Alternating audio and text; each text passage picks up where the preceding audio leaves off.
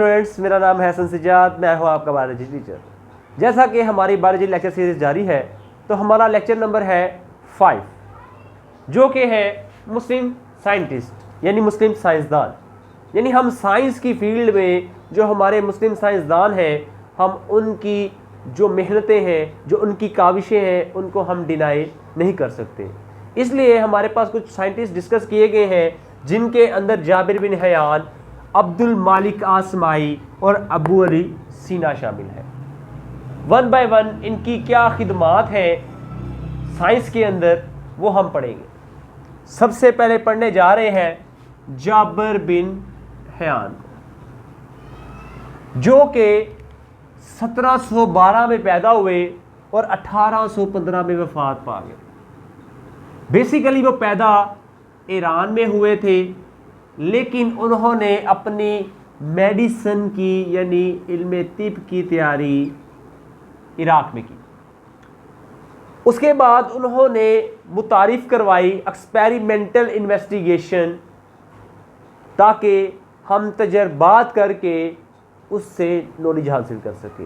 ये इंट्रोड्यूस करवाई थी जाबिर बिन हयान ने। उसके बाद उन्होंने काफ़ी किताबें लिखी जानवरों पे और पौधों पे, जिसमें कुछ उनकी मशहूर जो किताबें हैं, एक है अल नबातात और एक है अल हैवान, ये 2 किताबें। उसके बाद चलते हैं नेक्स्ट की तरफ, अब्दुल मालिक आसमाई, जो कि 740 में पैदा हुए और 828 में वफात पा गए। बेसिकली इनको वो पहला साइंटिस्ट माना जाता है, वो पहला साइंसदान माना जाता है जिन्होंने एनिमल पर बहुत डिटेल में स्टडी की। और इन्हों की कुछ मशहूर किताबों में, यानी बेटा हमारे पास अल एबिल है, जो रिलेटेड टू कैमल है, ठीक है। यानी ये अरबी ज़ुबान का लफ्ज़ है एबिल, जिसका उर्दू में मतलब ऊँट है और इंग्लिश में कैमल।